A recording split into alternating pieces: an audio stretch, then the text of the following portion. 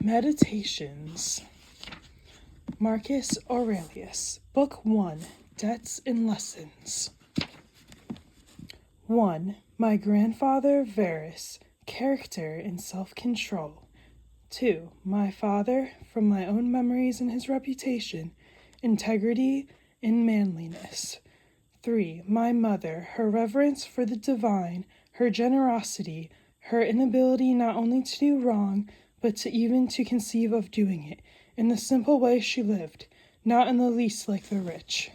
4. My great-grandfather, to avoid the public schools, to hire good private teachers, and to accept the resulting costs as money well spent.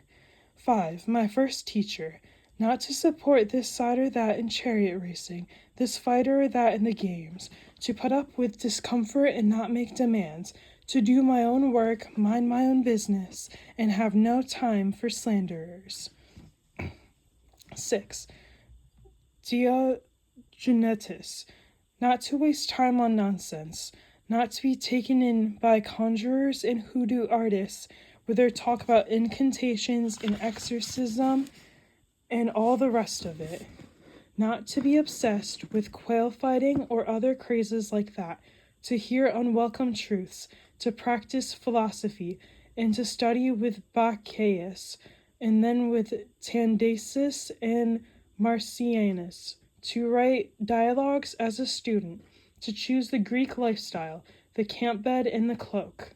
7. Rusticus, the recognition that I needed to train and discipline my character, not to be sidetracked by my interest in rhetoric, not to write treatises on abstract questions or deliver moralizing little sermons or compose imaginary descriptions of the simple life or the man who lives only for others, to steer clear of oratory, poetry, and belles lettres, not to dress up just to stroll around the house or things like that, to write straightforward letters, like the one he sent my mother from Sinuessa, and to behave in a conciliatory way when people who have angered or annoyed us want to make up, to read attentively, not to be satisfied with just getting the gist of it, and not to fall for every smooth talker, and for introducing me to Epictetus's lectures, and loaning me his own copy.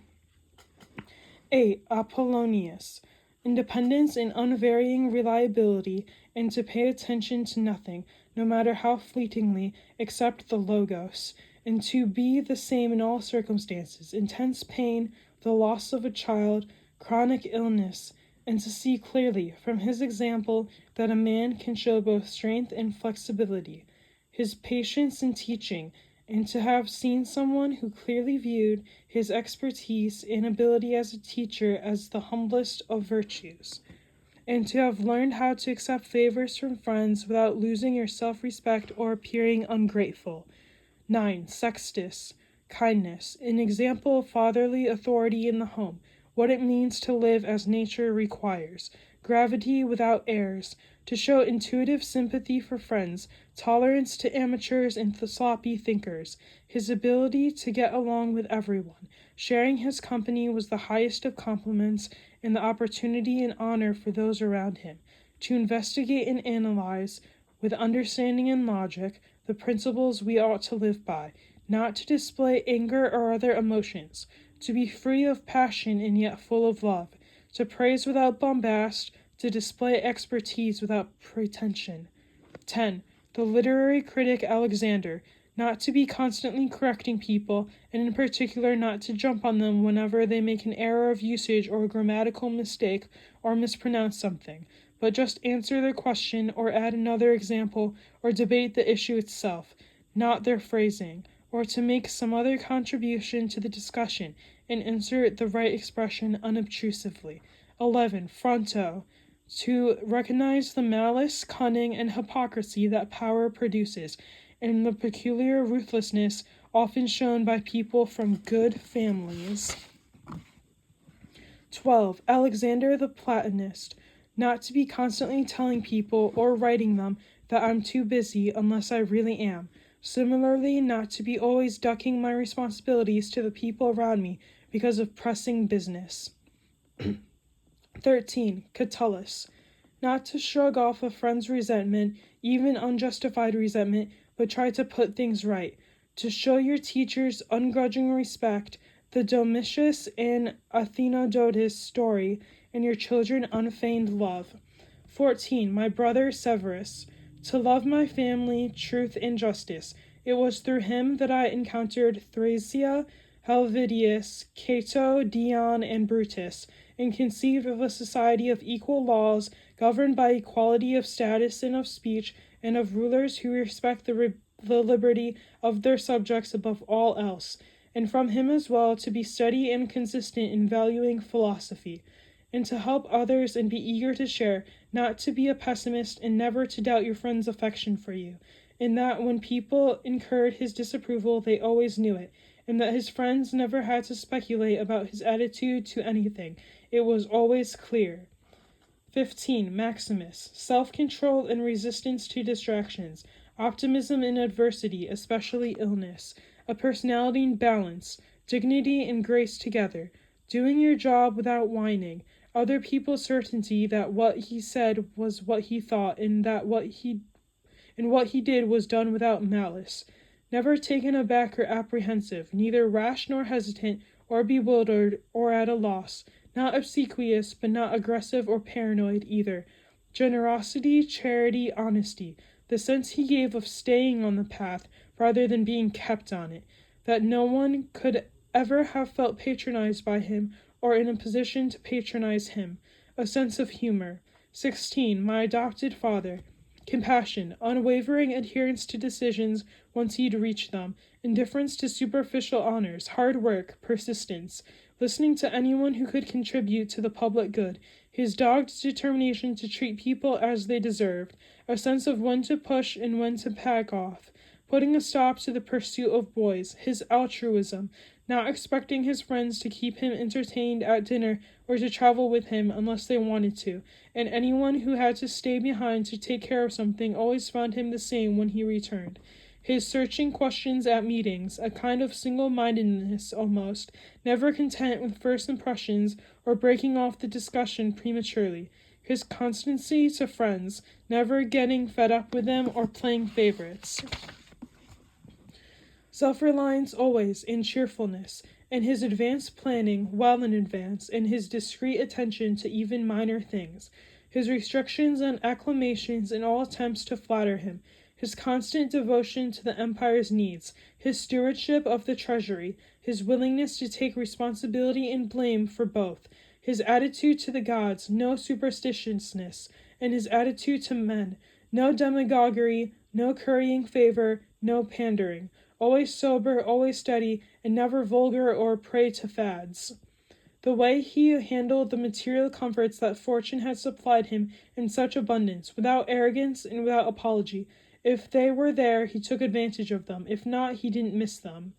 No one ever called him glib or shameless or pedantic. They saw him for what he was, a man tested by life, accomplished, unswayed by flattery, qualified to govern both himself and them.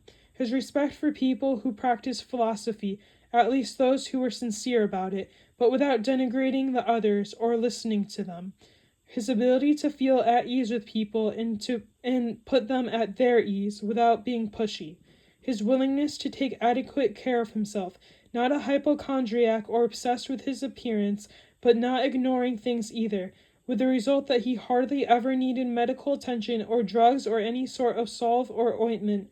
This in particular, his willingness to yield the floor to experts in oratory, law, psychology, whatever, and to support them energetically so that each of them could fulfill his potential. That he respected tradition without needing to constantly congratulate himself for safeguarding our traditional values. Not prone to go off on tangents or pulled in all directions, but sticking with the same old places and the same old things.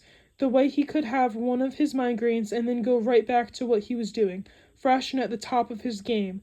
That he had so few secrets, only state secrets in fact, and not all that many of those. The way he kept public actions within reasonable bounds, games, building projects, distributions of money, and so on, because he looked to what needed doing and not the credit to be gained from doing it.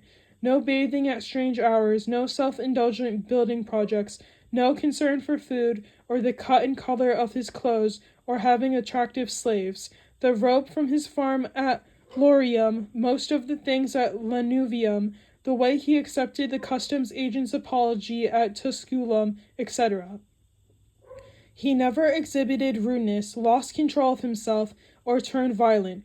No one ever saw him sweat. Everything was to be approached logically and with due consideration, in a calm and orderly fashion, but decisively, and with no loose ends. You could have said of him, as they say of Socrates, that he knew how to enjoy and abstain from things that most people find it hard to abstain from, and all too easy to enjoy. Strength, perseverance, self-control in both areas, the mark of a soul in readiness, indomitable. Maximus's illness. 17. The gods. That I had good grandparents, a good mother and father, a good sister, good teachers, good servants, relatives, friends, almost without exception, and that I never lost control of myself with any of them, although I had it in me to do that, and I might have easily, but thanks to the gods I was never put in that position, and so escaped the test. That I wasn't raised by my grandfather's girlfriend for longer than I was, that I didn't lose my virginity too early and didn't enter adulthood until it was time, put it off even, that I had someone as a ruler and as a father who could keep me from being arrogant and make me realize that even at court you can live without a troop of bodyguards and gorgeous clothes, lamps, sculpture, the whole charade, that you can behave almost like an ordinary person without seeming slovenly or careless as a ruler or when carrying out official obligations, that I had the kind of brother I did, one whose character challenged me to improve my own, one whose love and affection enriched my life, that my children weren't born stupid or physically deformed, that I wasn't more talented in rhetoric or poetry or other areas. If I'd felt that I was making better progress, I might never have given them up, that I conferred on the people who brought me up the honors they seemed to want early on instead of putting them off, since they were still young, with the hope that I would do it later, that I knew Apollonius and Rusticus and Maximus, that I was shown clearly and often what it would be like to live as nature requires. The gods did all they could, through their gifts, their help, their inspiration, to ensure that I could live as nature demands, and if I failed, it is no one's fault but mine, because I didn't pay attention to what they told me, to what they taught me, practically, step by step, that my body has held out, especially considering the life I've led, that I never laid a finger on Benedicta or on Theodotus, and that even later, when I was overcome by passion, I recovered from it, that even though I was often upset with Rusticus, I never did anything I would have regretted later.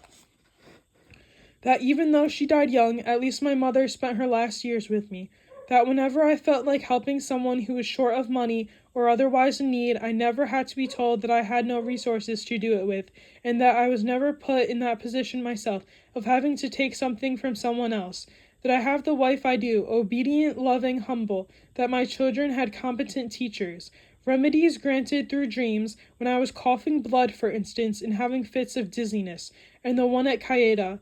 That when I became interested in philosophy, I didn't fall into the hands of charlatans, and didn't get bogged down in writing treatises, or become absorbed by logic shopping, or preoccupied with physics, all things for which we need the help of fortune and the gods.